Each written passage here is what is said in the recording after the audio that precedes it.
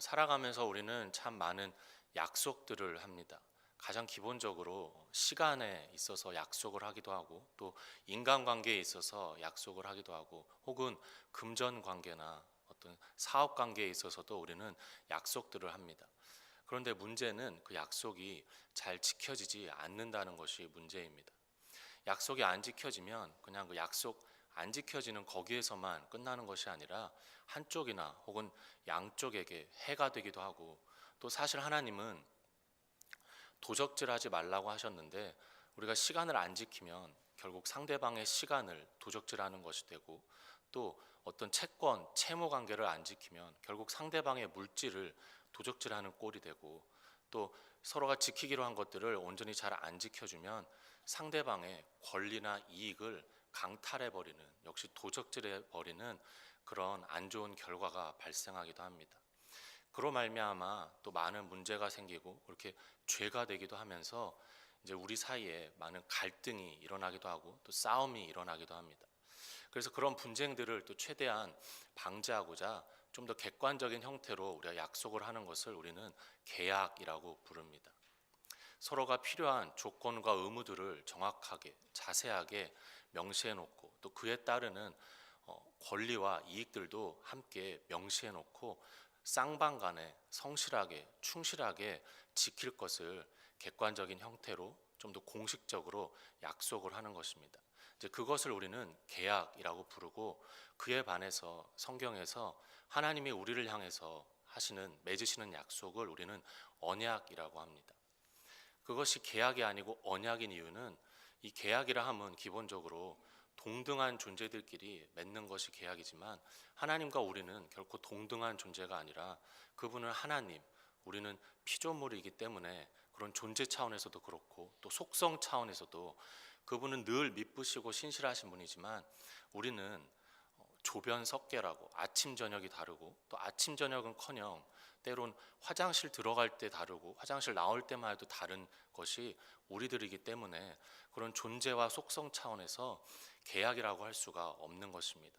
또 기본적으로 계약이라 함은 서로의 어떤 유익과 이해관계를 도모하기 위해서 맺어지는 것인데, 그러나 하나님이, 그 크신 하나님이 그냥 먼지처럼 한번 훅 불면 날아갈 우리들에게서 그 어떤 유익을 얻어내기 위해서나 이해관계를 도모하기 위해서 맺으시는 것이 아니시기 때문에, 다만 우리를 향한 사랑과 신뢰를 바탕으로 우리와 약속하시는 것이기 때문에 우리는 그것을 언약이라고 하는 것입니다. 그래서 영어로도 다릅니다. 계약은 컨트랙이고 언약은 커버넌으로 이렇게 달리하고 있습니다. 그런 귀한 하나님의 언약들이 이제 성경에서 처음부터 쭉 나옵니다.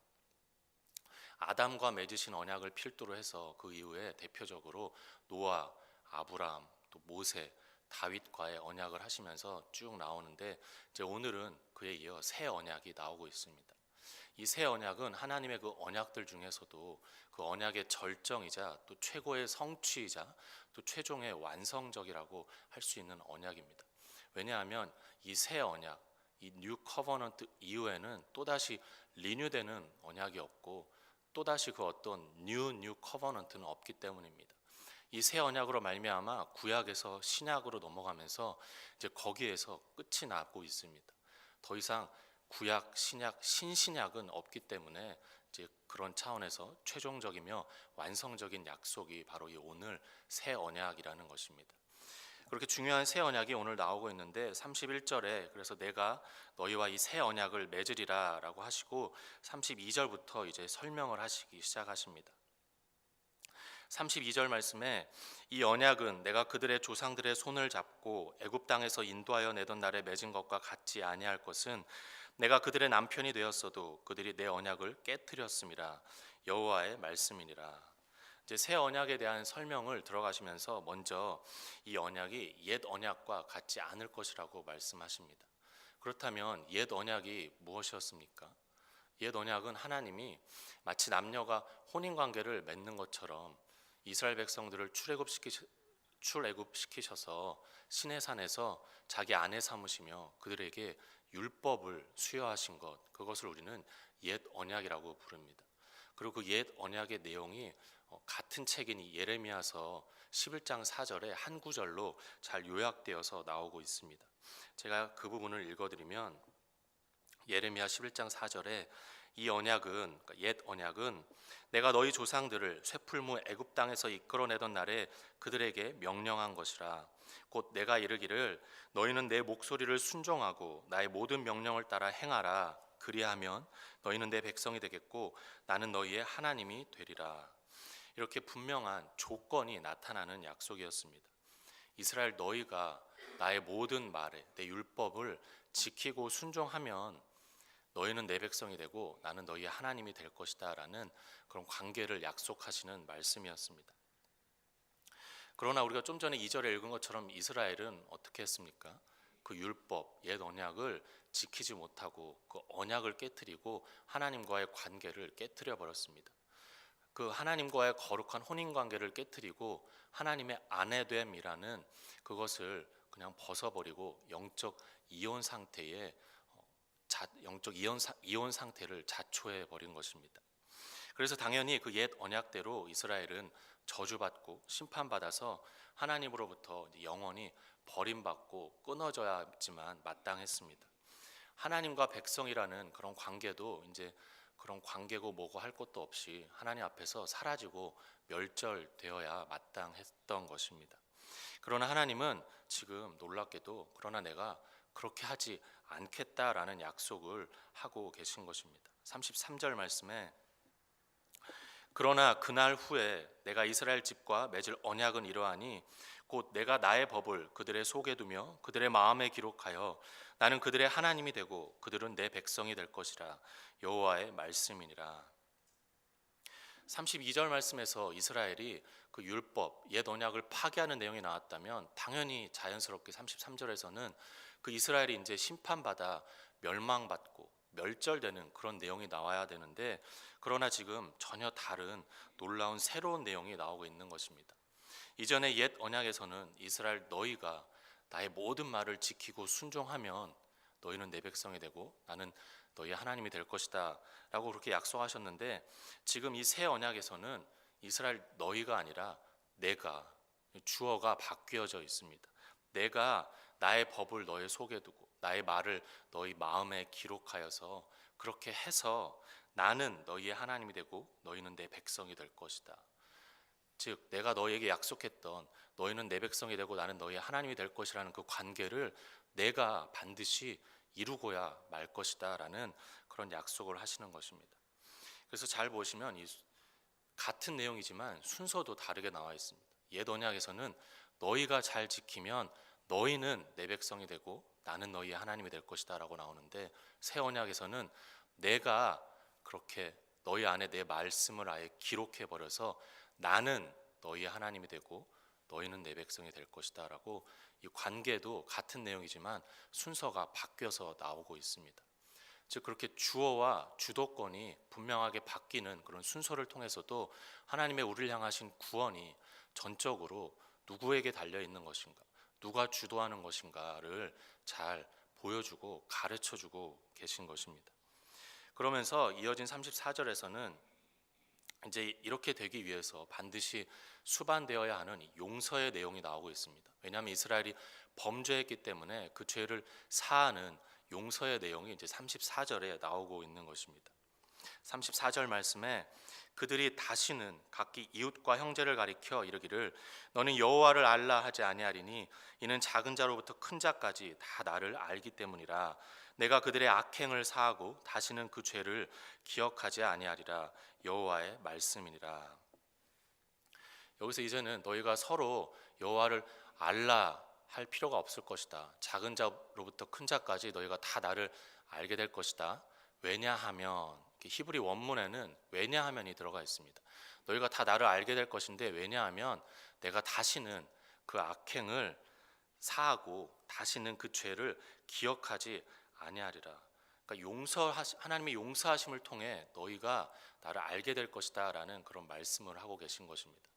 그래서 여기서 잠깐 우리가 깨닫는 것도, 우리가 하나님을 온전히 아는 것은, 이 저주와 심판의 하나님까지 아는 것은 하나님을 온전히 아는 것이 아니고, 진짜 하나님을 온전히 아는 것은 그 저주와 심판을 넘어서 당신 백성을 향한 이 용서와 구원의 하나님까지 아는 것이 하나님을 온전히 아는 것임을 또 우리가 여기서 깨닫게 됩니다. 그런데 여기서 중요한 건 그렇게 내가 다시는 그 죄를 기억하지 않겠노라라고 하시면서 용서를 말씀하시는데 그것도 영원한 용서를 이렇게 약속해 주고 계신 것입니다. 여기서 우리가 깨달아야 할 것은 우리는 이 이스라엘은 옛 언약을 파기했다고 한다 치더라도 그런데 하나님마저도 이렇게 용서한다고 하시면서 그냥 그 옛 언약을 무시해 버리시고 그냥 없던 일로 하자라고 하시고 넘어가실 수는 없는 것이었습니다. 그분은 늘 미쁘시고 신실하신 분이시고 또 민수기 23장 19절에도 나오는 것처럼 시건치 아니하시는 분, 즉 거짓말하지 않으시고 후회도 하지 않으시고 변덕스럽지도 않으시고 그 말씀하신 바를 반드시 실행하시고 성취하시는 분이시기 때문에 그 옛 언약을 맺으신 당사자가 스스로 그 언약을 그냥 아무 일도 없다는 듯이 그래 용서한다 그러고 파기해 버리실 수는 없는 노릇이었습니다. 그래서 여기 이렇게 옛 언약에서 새 언약으로 넘어가는 이 32절에서 33절로 넘어가는 그 중간에 그 33절 처음에 그러나 그날 후에라는 이런 어구가 나오고 있습니다. 그러나 그날 후에. 그래서 단순한 그냥 접속사로서의 그러나 어떤 시간 표기로 그날 후에가 아님을 우리는 깨닫게 됩니다. 그 옛 언약에서 새 언약으로 넘어가는데 이것을 가능케 하기 위한 바로 이때로부터 그날 후에 장차 600여 년 후에 이 땅에 강림하실 예수라는 인물과 또 그 뒤에 일어날 그 예수의 십자가 사건이 이 짧은 어구 안에 보물처럼 숨어 있는 것입니다. 그렇게 중요한 어구가 사실 그러나 그날 후에라고 할 수 있습니다. 그래서 예수가 그 새 언약을 사실 가능케 했기 때문에 히브리서에서도 예수를 가리켜서 정확하게 새 언약의 중보자다라고 표현을 하고 있습니다. 한 구절만 읽어드리면 히브리서 9장 15절 말씀에 이로 말미암아 그는 예수는 새 언약의 중보자시니 이는 첫 언약 때의 범한 죄에서 속량하려고 죽으사 부르심을 입은 자로 하여금 영원한 기업의 약속을 얻게 하려 하심이라. 이렇게 명쾌하고 정확하게 그분이 예수가 새 언약의 중보자시다라고 증거하고 있습니다. 또 예수님 본인도 예수님 당신도 직접 친히 그 십자가 달리시기 전 마지막 만찬에서 포도주 잔을 드시고 이렇게 말씀하셨습니다. 마태복음 26장 28절에 이것은 죄 사함을 얻게 하려고 많은 사람을 위하여 흘리는 바 나의 피 곧 언약의 피니라. 자신이 달리실 십자가와 자신이 흘리실 그 피가 언약의 피라고 말씀하시고 계신데 그것은 첫째로 옛 언약의 그 율법의 모든 요구를 만족시키고 계신다는 뜻입니다. 율법의 요구를 만족시킨 다음은 우리가 이제 통상적으로 생각하는 것은 이제 그 우리의 불의함으로 말미암은 심판을 대신 당하셨음을 우리는 잘 알고 있습니다. 근데 우리는 그것만 생각하는 것이 아니라 아울러 옛 언약 율법이 요구하는 것 불순종에 따른 심판만이 아니라 순종에 따른 의도 있었습니다. 근데 빌립보서 2장 8절 말씀에 예수는 십자가에 죽기까지 순종하셨으니라고 말씀하는 것처럼 예수는 우리의 불순종에 따른 심판만 당하신 것이 아니라 그렇게 죽기까지 순종하심으로 그 율법이 요구하는 순종의 의도 우리 대신에 완전히 이루신 것입니다. 그렇게 율법, 옛 언약의 모든 요구를 만족시키고 첫째로 그러하셨고 둘째로는 그로 말미암아 새 언약을 이제 성취시키시기 때문에 그 양쪽 옛 언약, 새 언약을 모두 다 만족시키시고 성취시키는 그 차원에서 나의 피는 언약의 피다라고 스스로 잘 증거해 주시고 가셨던 것입니다. 더 나아가 이 십자가의 피 흘리심은 그 제사 드릴 때 잡은 짐승들의 제물들의 피처럼 또 흘려야 되고 또 흘려야 되고 그런 것이 아니라 영단번에 그러니까 한 번에 완전하게 영원히 드려지는 피였습니다. 그래서 히브리서 13장 20절에서도 영원한 언약의 피다라고 증거해 주고 있습니다. 이처럼 옛 언약과 다르게 새 언약은 우리의 구원과 은혜에 있어서 그 안에 완전성, 완료성, 그리고 영원성을 담고 있으며, 그리고 그것을 가능케 한 것은 예수의 피, 언약의 피, 십자가의 피밖에 없다는 것입니다. 우리 인간이 그 어떤 피를 철철 흘리는 것과 같은 그 어떤 노력으로도, 그 어떤 의지로도, 그 어떤 행위로도, 그 어떤 우리가 생각하는 선이나 의로는 도저히 이루어낼 수 없는 것임을 잘 보여줍니다. 에베소서 1장 7절 말씀입니다.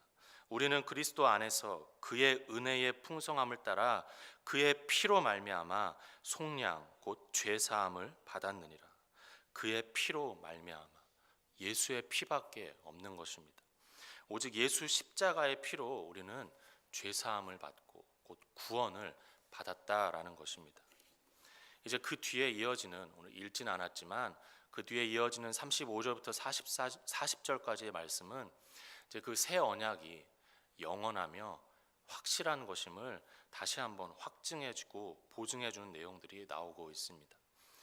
우리가 지금 한번 같이 읽어보면 35절 36절 말씀에 보시면, 여호와께서 이와 같이 말씀하셨느니라.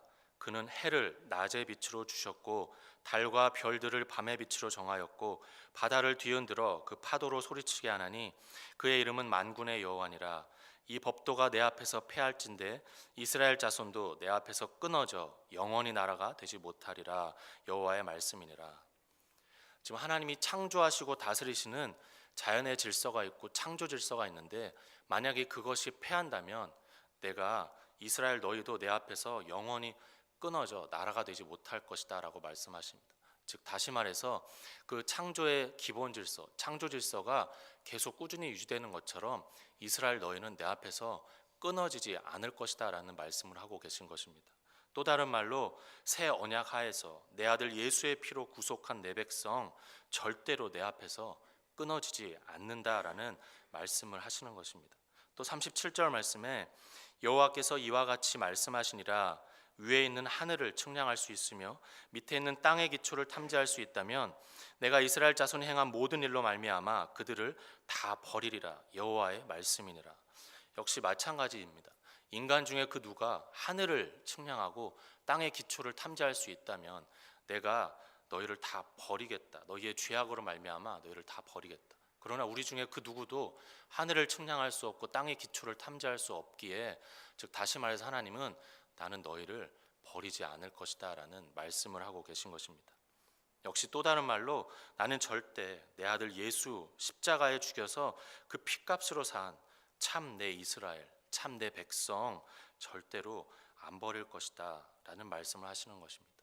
예수가 이미 십자가에서 우리가 잘 아는 것처럼 가상 7원, 십자가에서 하신 7마디 말 중에 그 중에 제4원, 네 번째 말씀, 엘리 엘리 라마 사박다니, 나의 하나님 나의 하나님 어찌하여 나를 버리셨나이까 라고 하시면서 예수가 이미 십자가에서 그렇게 절규를 토해내시면서 우리 대신에 다 끊어지시고 버려지셨기 때문에 우리는 하나님 앞에서, 예수 안에서 절대로 끊어지지 않고 버려지지 않는다는 귀한 약속이 담겨 있는 것입니다. 마지막 38절부터 40절까지 말씀도 영원히 회복될 예루살렘 성을 말씀하고 있습니다. 40절 하반절에 여호와의 거룩한 곳이니라. 영원히 다시는 뽑거나 전복하지 못할 것이니라. 이 다시 회복되며 영원히 회복될 예루살렘 성은 단순히 어떤 지명만을 가리키는 것이 아니라 결국에는 나중에 계시록에도 나오듯이 우리 하나님 앞에서의 교회들, 이 성도들을 가리킵니다. 그래서 계시록 21장에서도 이제 새 하늘 새 땅과 함께 그 거룩한 성 새 예루살렘, 바로 우리 교회가, 성도들이 위용 있게 등장을 하며 계시록이 마무리가 되고 있는 것입니다.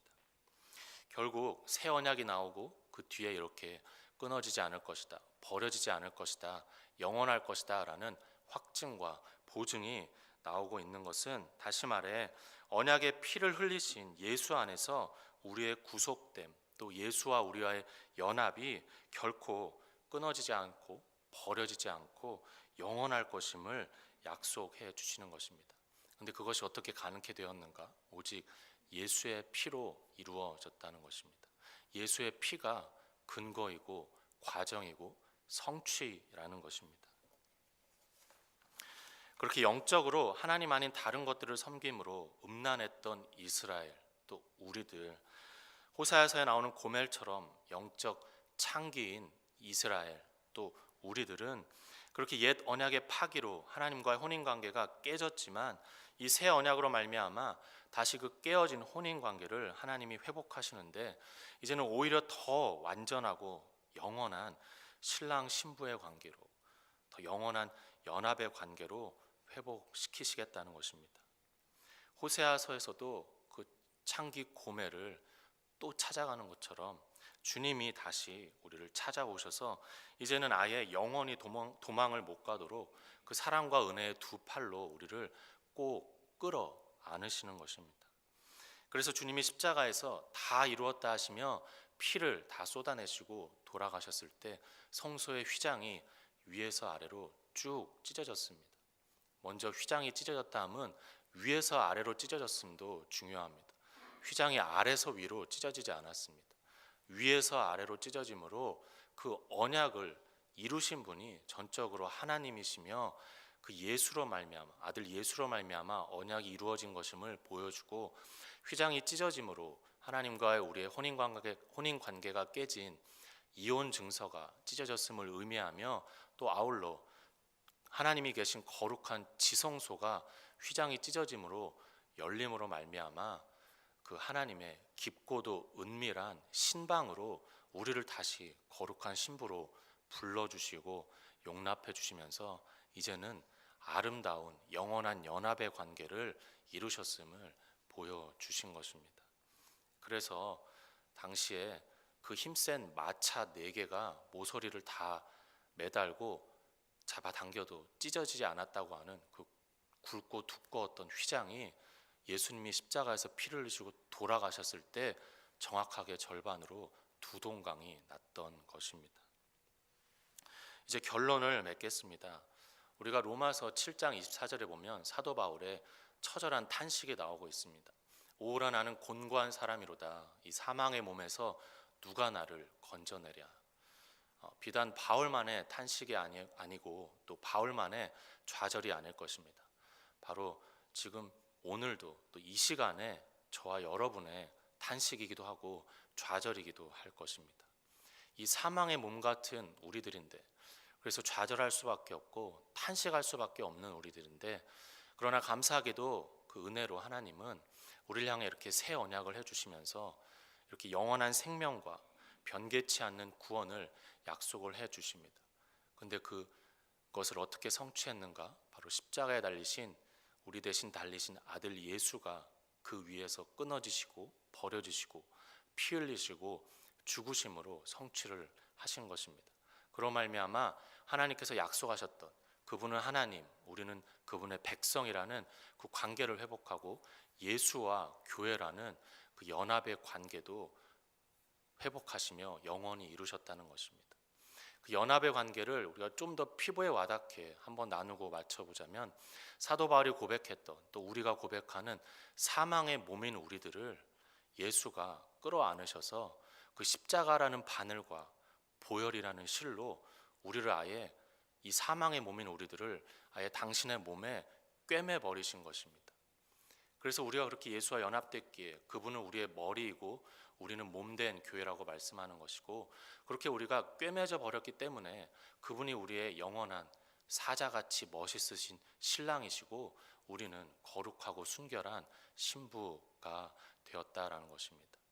그래서 로마서 7장 25절 말씀, 사도 바울의 그 탄식과 좌절에 이어 사도 바울이 고백하는 것, 다름이 아니라 바로 우리 주 예수 그리스도로 말미암아 하나님께 감사하리로다. 사도 바울 역시 그 처절한 사망의 몸인 탄식과 좌절에 이어서 예수를 부르고 예수를 붙들고 예수를 또 한 번 선포하고 있습니다. 그 예수, 또 그 예수의 십자가의 언약의 피, 그 예수의 피밖에 없다는 것입니다.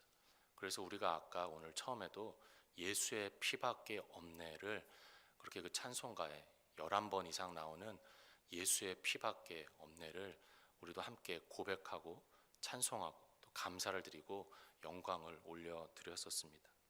신명기 33장 29절 말씀입니다. 이스라엘이여 너는 행복한 사람이로다. 여호와의 구원을 너같이 얻은 백성이 누구냐. 이번 주가 고난 주간입니다. 그런데 조금은 역설적으로 새 언약을 이루신 이 언약의 피, 예수의 피로 말미암아 우리가 예수와 연합된 그 관계를 기억하면서 주님과 함께 아름답게 동행하면서 오늘 하루 조금 역설적으로 행복한 하루가 되시기를 간절히 축복하며 바랍니다.